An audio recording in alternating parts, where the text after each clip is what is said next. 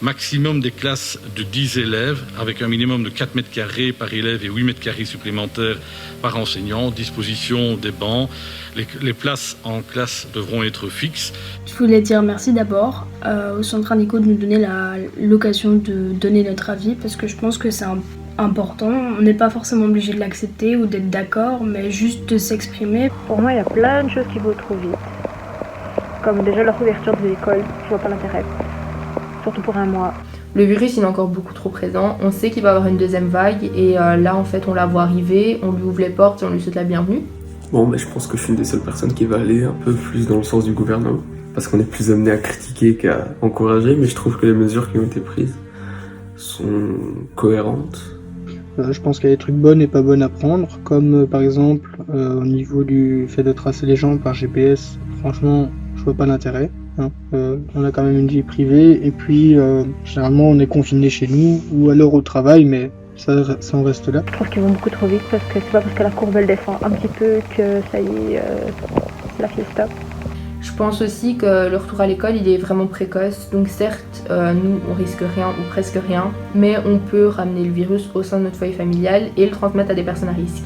Alors, en tant qu'étudiante en réto, je parle plus pour les écoles parce que c'est ce qui me rend le plus dingue en fait. 1,50 m entre chaque élève, avec des masques pour tout le monde, sans bouger, sans sortir de la classe, en mangeant là, en respirant là, en fait, comme une prison quoi.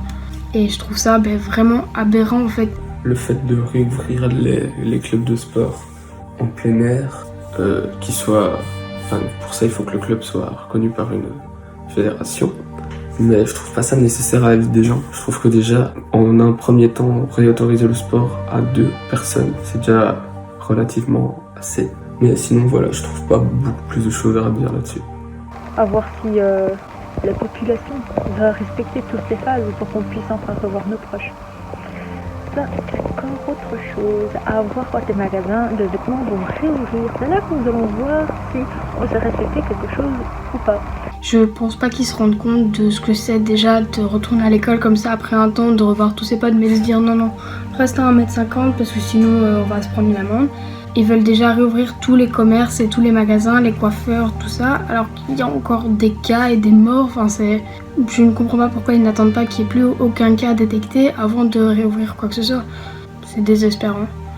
Qu'est-ce qu'on va laisser plus tard ? Si déjà maintenant c'est comme ça, qu'est-ce que ce sera plus tard ? Et je voulais aussi envoyer tout mon soutien et tout mon courage aux femmes, aux hommes, aux enfants qui sont confinés avec leurs bourreaux.